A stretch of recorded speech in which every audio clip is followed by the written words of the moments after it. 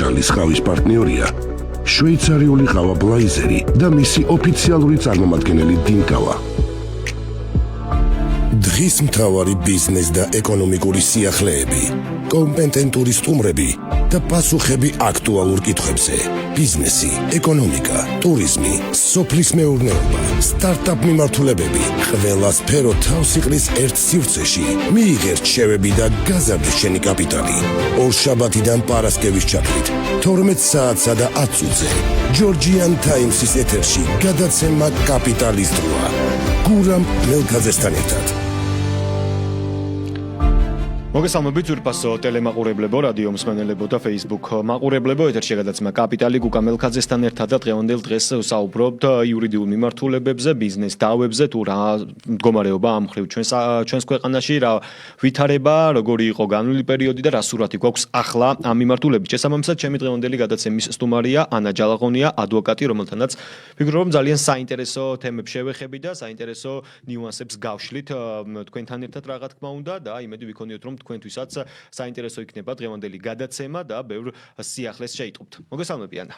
მოგესალმები, მადლობა მოწვევისთვის. მადლობა თქვენ და პირველად ხართ ამ განახლებულ სტუდიაში და გიოცავთ, კეთილი იყოს ჩემი. დიდი მადლობა. ანა, ჩვენ არაერთხელ გვისაუბრია განვლილი პერიოდის განმავლობაში გადაცემის ეგიდით ბიზნეს დავებთან მიმართებაში და მაინტერესებს ჯერ მიმოვიხილოთ წლევანდელი პერიოდი 2025 წელი რამდენად დახუნძლულია ამ მხრივ და რამდენად ხშირია სტატისტიკურად ბიზნეს დავები. ძალიან რთულ საკითხს შეეხეთ პირველ რიგში იქიდან გამომდინარე, რომ პრობლემები, რომელიც წარმოიქმნება და რომელიც შეიძლება აისახოს 25 წელში, შესაძლებელი არ იყოს მხოლოდ 25 წლის შედეგი, ხო? იქიდან გამომდინარე, რომ ბიზნეს დავებს ახასიათებს წინაპირობა, ახასიათებს საკითხის დამოუკიდებლად მოგვარების მცდელობები, შესაძლებელია 25 სტატისტიკაში აისახოს ის დავები, რომელიც იყო 23, 24-ის, თუნდაც იქიდან გამომდინარე, რომ მხარეები ორიენტირებული არიან შეინარჩუნონ ურთიერთობა დავის წამოწყებამდე ძალიან დიდი პერიოდი გამოიყენება იმისათვის, რომ დამოუკიდებლად მოხდეს დავის ნიველირება და რაც მისასალმებელია თავისთავად, თუმცა არ გვაძლევს სუფთა სურათს იმასთან დაკავშირებით 25 წლის სტატისტიკა არის თუ არა 25 წლის ტენდენცია. რამდენად ხშირად ხდება ის ფაქტი, რომ აი პირობითად წლების განმავლობაში იწელება ეს პროცესი? თავისთავად იქიდან საკითხის შემხედოთ ეს ერთის მხრივ რა თქმა უნდა საკითხი სტანდარტულადაც იწელება.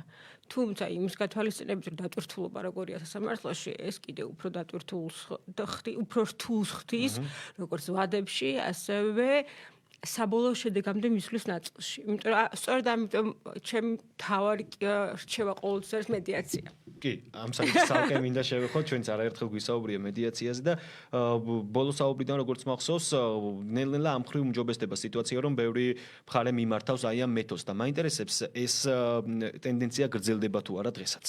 სამწუხაროდ შეგვიძლია მხოლოდ განწყობებიდან მივარაუდოთ, იმიტომ რომ არ არსებობს ერთიანი სტატისტიკა, რომელიც მოგცემს საშუალებას ვნახოთ, იქიდან გამომდინარე, კერძო მედიაციაც არსებობს მედიაციების, თუმცა რომ გავაერთიანოთ და მივიღოთ ერთიანი სურათი, ან დავასკვნათ, რომ რამდენად რეალურად აისახა ეს მიმართვიანობა, ვერ ვიტყვით.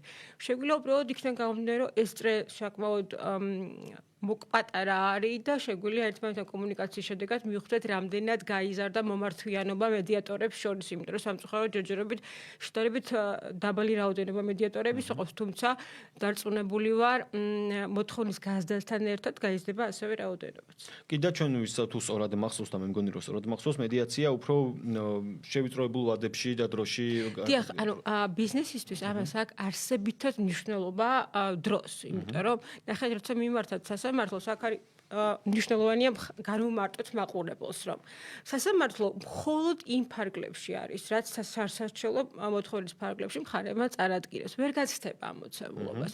როცა მედიატორს აქვს საშუალება მხარეთა ჭეშმარიტ ინტერესის გამოკვლევის ფაზაზე მივიდეს მესამე გადაწყვეტილებამდე.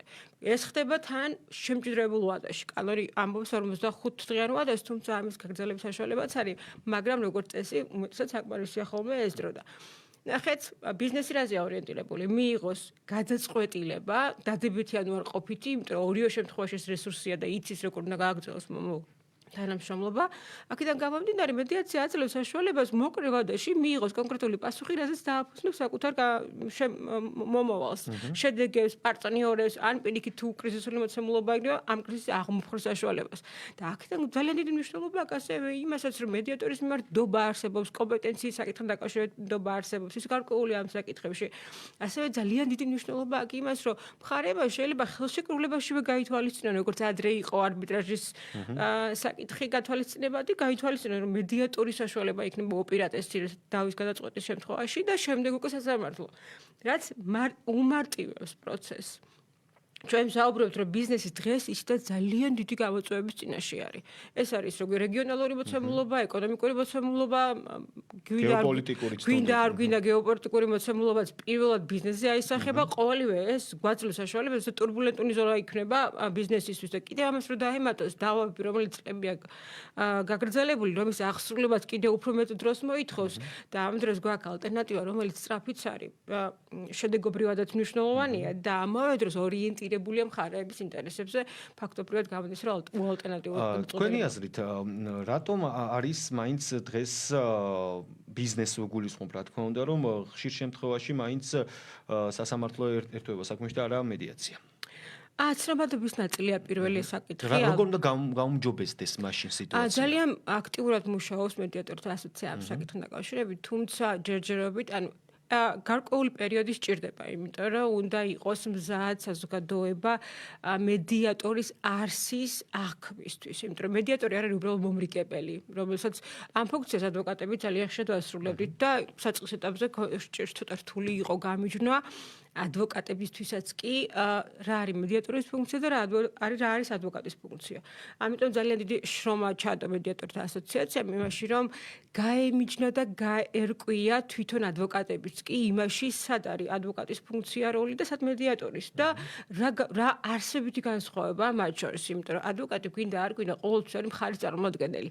მედიატორი არის ნეიტრალური პირი, რომელიც თვითონ მხარეებს ეხმარება. ანუ თუ სასამართლოში ადვოკატების პროფესიონალიზმზეა დამოკიდებული რა არგუმენტაციას წარმოადგენენ, მედიაციის შემთხვევაში თვითონ მხარეა ჩართული პროცესში და მხარე ახორციელებს საკუთარი ჭიშმარიტი ინტერესის გამორკვევას. ამიტომ არის არსებითად მნიშვნელოვანი. აი, მაინტერესებს საქართველოს ფარგლებს გარეთ უნდათ ევროპაში შეერთებულ შტატებში რამდენად აპრობირებულია ეს მეთოდი?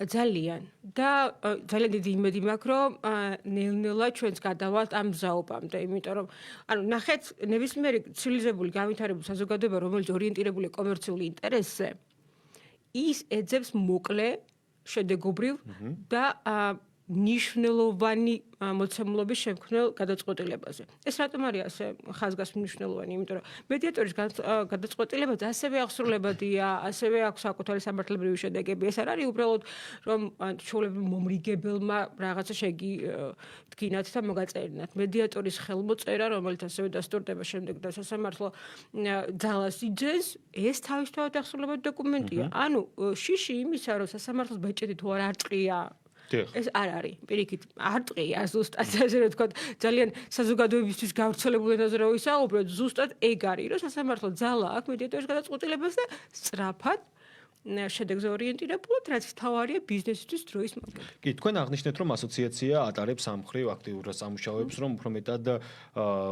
გახდეს, ესე ვთქვათ, გამჭვირვალე ეს პროცესი და უფრო მეტად დაინტერესოს მხარეები. მაინტერესებს კიდევ როგორ მიმდინარეობს ჯერ ეს პროცესი, რამდენად წარმატებით და კიდევ თქვენი სუბიექტური აზრიდან გამომდინარე, რა არის საჭირო, რომ კიდევ უფრო მეტად ახლოს მივიტანოთ ეს ყველაფერი ბიზნესამდე და არა მარტო ბიზნესამდე პრინციპში. ბიზნეს წრეების ჩართვა უფრო მნიშვნელოვანია, იმიტომ რომ რა თქმა უნდა, ცალმხრივად ეს საკითხი ვერ მოგვარდება. რა თქმა უნდა, ასოციაცია ახორციელებს როგორც ინფორმაციულ შეხვედრებს, ასევე გაცნობით შეხვედრებს სხვადასხვა საზოგადოების ჯგუფებთან, ასევე ადვოკატებთან, იმიტომ რომ ადვოკატის როლი მნიშვნელოვანია, იმიტომ რომ ადვოკატმა არ იგრძნოს საკუთარი თავი პროცესს გარეთ, ვინაიდან აქ უპირატესი მხარე არის. იმიტომ რომ იყო შემთხვევები სამწუხაროდ, როდესაც ადვოკატები კლიენტებთან კომუნიკაციის პროცესში მედიაციის როლს აკნინებენ, ან თქვენი აზრით მიზეზი? ან ორი საკითხი არის, ერთი ის რომ საწყის ეტაპზე არ არის შეთანხმებული მედიაციის ჰონორარი და ეს ასე ვთქვათ მათი პირადი სუბიექტური მონაცემიდან გამომდინარე რთულია და მეორე ის რომ გარკვეული მომენტია რომ საკუთარი როლს ვერ ხედავენ ამ პროცესში და ამიტომ ცოტა პროფესიული ეჭვიანობად აღვიქვათ. აღნიშნეთ რომ ბიზნეს წრეებთან ჰქონდათ შეხვედრები, კომუნიკაციები, მაინტერესებთ ადვოკატებთან თუ არის ამ მხრივ შეხვედრები. ნახეთ საბედნიეროდ ასოციაციის მმართველობა ორიენტირებულია რომ ყველა პროცესში მონაწილე მხარე იყოს ინფორმირებული. და არაერთი შეხვედრა ჩაატარა იმასთან დაკავშირებით თუ ადვოკატის როლი მედიაციაში როგორია. ადვოკატის ფუნქციური დანიშნულება როგორია და რამდენად მნიშვნელოვანია ადვოკატის სწორი ჩართულობა ამ პროცესში. იმიტომ რომ თუ ადვოკატის სწორად ჩართულობა პროცესში, მისი კლიენტი იღებს სწრაფ, შედეგიან და რაც მნიშვნელოვანია აღსრულებად გადაწყვეტილებას. და ეს არის ადვოკატის პლუსი. თუ ის ადვოკატი კარგად არის უნარჩვევებში სამედიაციო პროცესების წარმოებაში, თავისთავად ეს მისი ბენეფიტიც არის. მან უნდა გამიჯნოს, რომ სასამართლო დავის გარდა მას აქვს ალტერნატივა მოაგვაროს კლიენტის ინტერესების საკითხი. და ეს არის მედიაცია. იყო პერიოდი, როდესაც გარკვეულ ალტერნატივად განიხილებოდა საარბიტრაჟო გადაწყვეტილებები, თუმცა მედიაციასთან ვერანაირ კონკურენციაში ვერ მოვა ეს საკითხი. და მაგალითად რატომ ჩაგეკითხებით? იმიტომ რომ იქაც არის შეზღუდვები. ანუ არბიტრით შეზღუდულია იმ სასარჩელო მოთხოვნის ფარგლებში. მედიატორს ეს შეზღუდვა არ აქვს. მედიატორმა შეიძლება მხარეების ჭეშმარიტ ინტერესი ისე გამოავლინოს, რომ მათ გარკვეულ კონსენსუსში შეადგინონ სასარჩელო მოთხოვნების გარეთ. მედიატორს აქვს გარკვეული შესაძლებლობა, რომ მხარეები მიიყვანოს მესამე გადაწყვეტილებამდე და როგორც არბიტრი, ასევე სასამართლო ვერ გაცდება იმ მოცემულობას სარჩოებში შემოქცეული. კი, სარჩელი და შესაძლებელი ყოველთვის. მაინტერესებთ ცნობიერების ამაღლების საკითხს მინდა მიუბრუნდე და აი ამ შეხვედრებიდან გამომდინარე, რაც ასოციაციამ ჩაატარა ბიზნეს წრეებთან, თუ იგრძნობა წინსვლა ამ მხრივ. რა თქმა უნდა, სწორედ ის მომართვიანობა, სწორედ პირველი მაჩვენებელი რა არის? პირველი მაჩვენებელია მედიატორთა რაოდენობის გაზრდა. თუ მედიატორთა რაოდენობა იზრდება, ეს ნიშნავს როგორც მინიმუმ რომ ცნობადობა იზრდება, მეორე მოთხოვნადობა იზრდება. აქედან გამომდინარე, პირველი რაც გვაძლევს საშუალებას, რომ აღვიქვათ, რამდენად პროდუქტიულია ეს პროცესი, ის არის რამდენად არის პროფესიაში შესვლაზე მოთხოვნა და ამ კუთხით ნამდვილად არის და. აი, შეხვედრები მაინტერესებს ბიზნეს წრეებთან, ძირითადად თბილისის ტერიტორიაზე ახორციელებს ასოციაცია თუ თბილისის ფარგლებს გარს, იმიტომ რომ შედარებით რეგიონებში უფრო ჭირს ინფორმაციის გატანება. რეგიონებსაც ცდება ნამდვილად და მინდა გითხრათ, რეგიონებში ძალიან ხშირად უფრო ღია არიან სიახლეებისთვის, ვიდრე შესაძლებელია ითქვას დიდ ქალაქში, როგორც არის თბილისი. იმიტომ რომ კონკურენცია იქ ნახეთ რა არის მნიშვნელოვანი. თბილისში მომუშავე ადვოკატს აქვს საკუთარი წრე მომსახურებას რომელსაც კომპანიებში შესაბამისად მას გათვლილი აქვს წინსწრებით ბიუჯეტი მთელ წელზე. რა მომსახურებას ის უწევს? უმეტეს შემთხვევაში არის პრობლემა ის, რომ მას მედიაციის საკითხი კომერციულად შეთანხმებული არ აქვს კლიენტთან. ამიტომ ის არ არის დაინტერესებული კომერციულ სუბიექტურ კონტექსტში. მესმის, რომ ეს არაპროფესიონალიზმის ნაწილი უფრო ვიდრე პროფესიონალიზმის, თუმცა უნდა ვიმსჯელოთ რეალობა რა არის და რა ჰიპოთეტურად რა შეიძლება იყოს. რეალობა არის ის, რომ სამწუხაროდ სუბიექტური კომპონენტი ხშირ შემთხვევაში ჭარბობს. აი, საერთაშორისო შესაბამისი ორგანოების ჩართულობაზეც მინდა კითხოთ ასოციაციის ეგიდით, თუ გქონდა ასოციაციას კომუნიკაცია შესაბამის უწყებებთან, საერთაშორისო უწყებებთან და მოხდა თუ არა რაიმე სახის გამოცდილების გაზიარება ან რაღაც საკითხებში რჩევის მიცემა მათი მხრიდან. რამდენად მე ვიცი კი, იმიტომ რომ მე სამწუხაროდ თუ საბედნიეროდ პროცესებში ჩართული არ ვარ, ვიდრე და არ წარმოვადგენ ასოციაციას, არ მინდა მსმენელში დარჩეს დაბეჭდილება, რომ მე ასოციაციას წარმოვადგენ. თქვენი ინფორმაცია. უბრალოდ როგორც რიგითი მედიატორი, მე ჩართული ვარ იმ პროცესებში, ვადენებ თვალს, რა საკითხი ასოციაცია ამართულებით ვარ ძალიან გულმხურვალებს მოწადინებული რომ ეს მოცემულობა რომელიც დღეს გვაქვს გახდეს ცნობადი საზოგადოებისთვის და უფრო მოთხოვნადი გახდეს, იმიტომ რომ ეს მართლა ჭეშმარიტად ორიენტირებულია კონკრეტული პირის ინტერესებზე და არა პროცესის მომსახურე პირების ინტერესებზე. ნახეთ, აქედან გამომდინარე, ჩემი ინტერესი არის მხოლოდ ეს კომპონენტი. თუმცა, რამდენად ჩვენთვის როგორც მედიატორების და წევრებისთვის მუდმივად გვიზიარებენ ინფორმაციას, ცნობილია, არის ძალიან მჭიდრო, ძალიან მნიშვნელოვანი საერთაშორისო პარტნიორობა, არის ჩართულობა, არის გამოცდილების გაზიარება, არის ცოდნის მათ შორის არის გავრცელებული პრაქტიკების გაზიარება და ამ კუთხით ძალიან ჭარბად არის ინფორმაცია, რომელიც მოგცემს საშუალებას ქართველი მედიატორები იყვნენ იმ მოწოდების სიმაღლეზე, რომელიც საერთაშორისო სტანდარტს შეესაბამება. აი, სანამ ერთ საკითხს შევეხები, მინდა ისე მიუბრუნდე, ერთ-ერთ პრობლემად, ერთ-ერთ მთავარ პრობლემად აღნიშნეთ, რომ არის ცნობიერების ამაღლების მხრივ ინფორმაციის ესე ვთქვათ ვაკუუმი მაინტერესებს სხვა რაიმე პრობლემას ხომ არ გამოყოფდი თუნდაც ხომ არ არის ეს დაკავშირებული ბრჭყალებში არასანდოობასთან იმიტომ რომ ისევ და ისევ მივდივართ ბიზნესის დამოკიდებულებაზე რომ თითქოს ინფორმაციის ნაკლებობა აქვს რაც ავტომატურად აისახება არასანდოობაში ანუ საზოგადოებას ყოველთვის თანდებს სკეპსისი ნებისმიერ სიახლესთან ეს ნორმალურია რომ შესაძლებელია ან კონკრეტული პირის მიმართ თუმცა აქაც პროცედურა ითვალისწინებს რომ პირველი კითხვა რომელსაც მედიატორის სვამს ეს არის აცილების საკითხი ანუ თუ ან კომპეტენციაში ან რაიმე კვეთა ქონდა და სანდოობის მომენტი ვერ არის მხარეებისთვის ის რომელიც უნდა იყოს მედიატორი პირველ კითხვას სვამს ხომ არ არის აცილების საფუძველი მხარეების მიმართ ხო არ ქონია რაიმე კვეთა ან რო ხო არ ყოფილა რაიმე კომპეტენციური პრობლემა რაც პროცესში ჩართულ მხარეებს შეუქმნის რაღაც გარკვეულ პრობლემას პროცესის დობისადმი აქედან გამომდინარე თუ გადავხედავთ ადამიანი რომელიც ზოგადად არ არის ინფორმირებული მას შესაძლებელია ქონდეს ეს სკეპსისი თუმცა ადამიანმა ვინც თუნდაც საბაზისო ინფორმაცია მიიღო დარწმუნებული რომ ეს კითხვები აღარ დაებადება კი ბატონო ჩვენ წინა კითხვის პასუხად აღნიშნე ახალ მედიატორებზე ისაუბრე და მაინტერესებს მოდი ცოტა ახალგაზრდა თაობასაც მინდა შევეხო აი ახლა დამწყებებში რამდენად არის მოთხოვნადი ეს მიმართულება თქვათ შორის ახალი თაობა უფრო ღიაა პროცესებში ამ მიმართულებისადმი როგორც მედიაციის კუთხით ჩართვის დაწყისში ასევე საკუთარ კლიენტთან კომუნიკაციის პროცესში.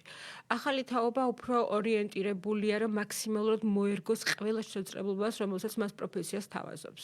აქედან გამომდინარე, მე მახარებს, რომ ახალი თაობა მკაფიოდ აქვს საკუთარი გეგმა, რომ იყოს პროფესიონალიზმის მოწოდების სიმაღლეზე, რაც ძალიან კარგი არის. იქიდან გამომდინარე, რომ ტენდენციები ახალ თაობაზეა დამოკიდებული, ისინი ქმნიან ტენდენციებს და ამიტომ მიუხედავად იმისა, რამდენად საზოგადოება ცალმხრივად შეხედავს ამ საკითხს, როცა პროფესიას თავაზობს, განუმარტავს, უხსნის, იმიტომ რომ პირველი აქ არის პროფესიაში ამ საკითხის გავრცელებაში მნიშვნელოვანია ადვოკატის კონსულტაცია, იმიტომ რომ ადამიანი მოდის მასთან ის ენდობა და ეკითხება რა პროცედურული ნაწილი, რა გზა იქნება მისი ინტერესებისთვის ყველაზე სწრაფი, ყველაზე შედეგიანი, ეფექტური, მათ შორის დროითი ეფექტური ხარჯვის ნაწილში.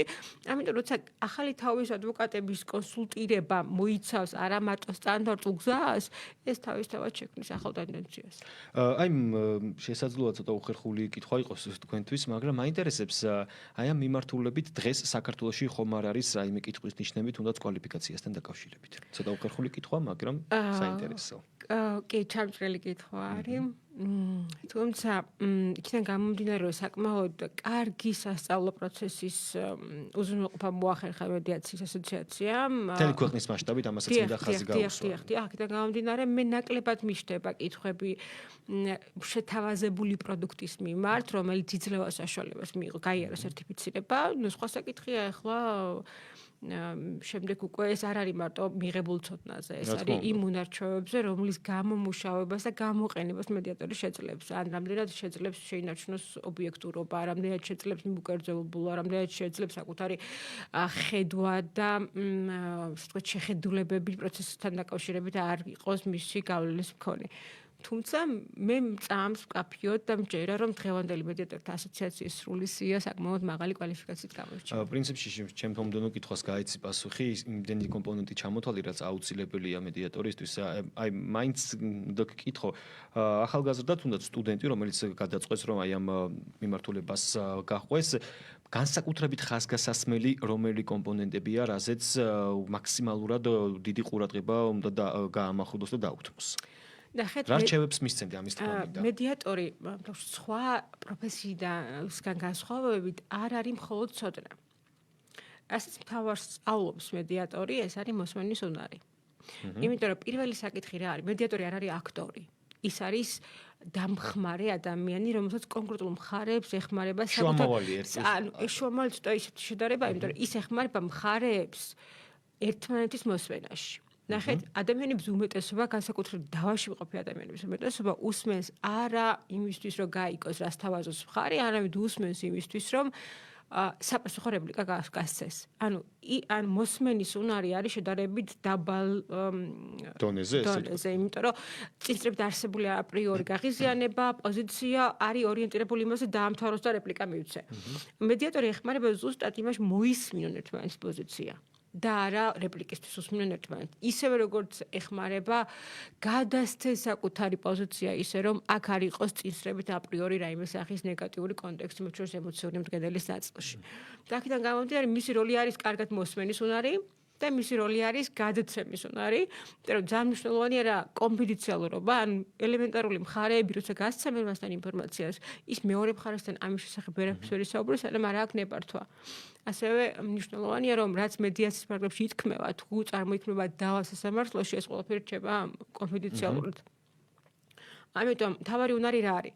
მე შევძლო ადამიანის ჭეშმარიტ ინტერესამდე მიყვან. ეს არის უნარი. ცოდნაზე ბაზირებული, ეს არის მოსმენის უნარი, აქტიური მოსმენის უნარი, როცა ადამიანს დაეხმარო გამორკვევაში და ასევე მეორე ადამიანთან ინფორმაციის საკუთარი სუბიექტური მდგენელის გარეშე გადაცემის უნარი.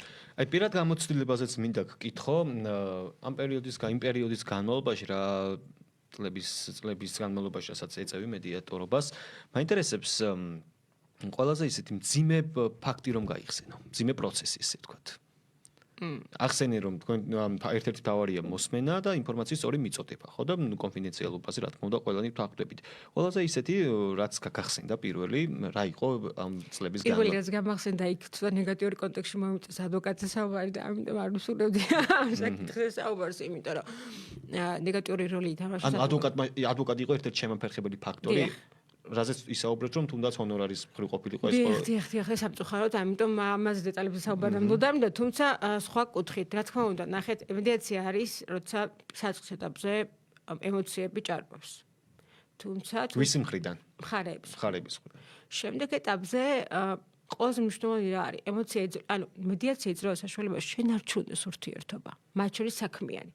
ეს საქართველოში სადაც ძალიან მცირეა წარმატებული ბიზნეს კომპანიები და ბიზნეს სუბიექტები მნიშვნელოვანია პარტნიორების შენარჩუნება. ჩვენნაირ პატარა ქვეყანას არ აქვს ფუფუნება დაკარგოს წარმატებული, სწორი და კარგად სეგმენტში რამდენად ხშირად ნარჩუნდება ეს საქმიანი ურთიერთობა? მედიაციის ფარგლებში თითქმის უმეტეს შემთხვევაში, იმიტომ რომ ეს იძლევა საშუალებას შენარჩუნდეს ურთიერთობები. ეს არ წყდება ურთიერთობები, დავა მოაგვარეს კონსენსუსით. ეს ნიშნავს, რომ ორივე მხარემ რაღაცა მიიღო, ორივე მხარემ რაღაცა დათმო თავისთავად. თუმცა ეს რატო მოხდა დათმობაც არ მოხდა სასამართლოს ზეგავლენიდან გამოდიოს. დათმობა მოხდა, იმიტომ რომ მხარეებმა დაინახეს რესურსი კომუნიკაციაში, კონსენსუსში.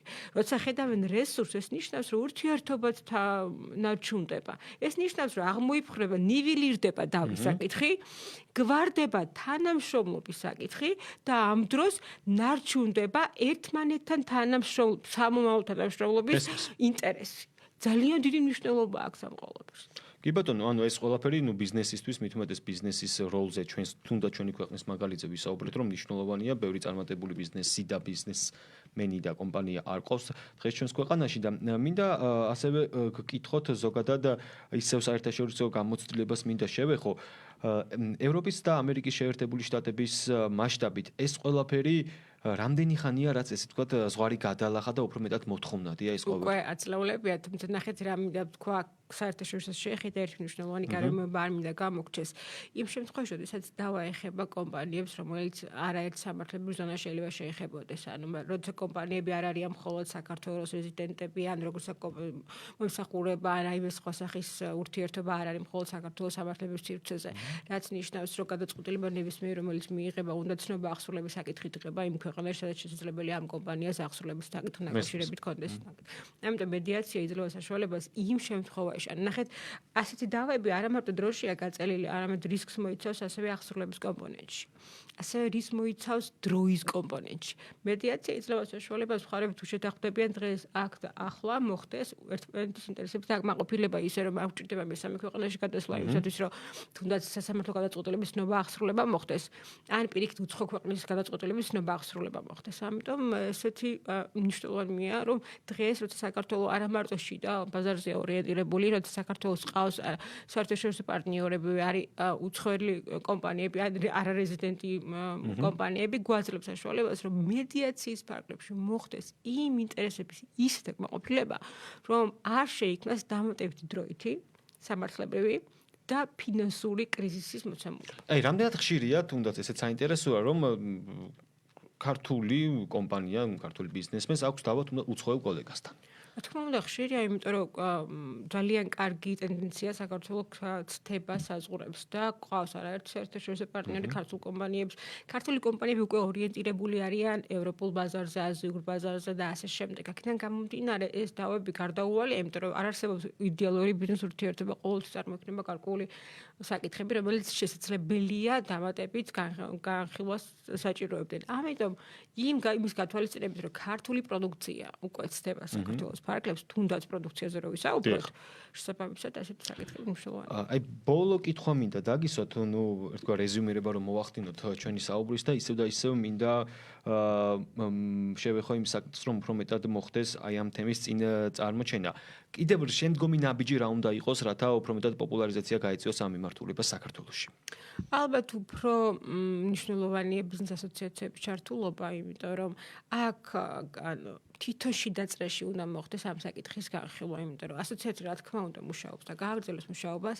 სახელმწიფოს კუთხით ის ბონუსებია, რომ სასამართლო მედიაცია არის უკვე ჩართული როგორც მნიშვნელოვანი სამართლებრივი რესურსი, თუმცა არსებითი მნიშვნელობა აქვს იმას, რაც შიდა წრე, რომლის ნდობა პროცესში ჩართულ მხარეებს აქვთ, ანუ ბიზნეს ასოციაციები, გაერთიანებები ასევე უზრუნველყოფენ ამ საკითხისადმი მზაობა საკუთარი ბიზნეს სექტორში. ჯერ ესეთი მზაობა არ გამოვხატავთ? თუ რამდენად ანუ ისინი ღია არიან ინფორმაციის მიღებისთვის, თუმცა პროცესში აქტიური მონაწილეობისთვის ნაკლებად.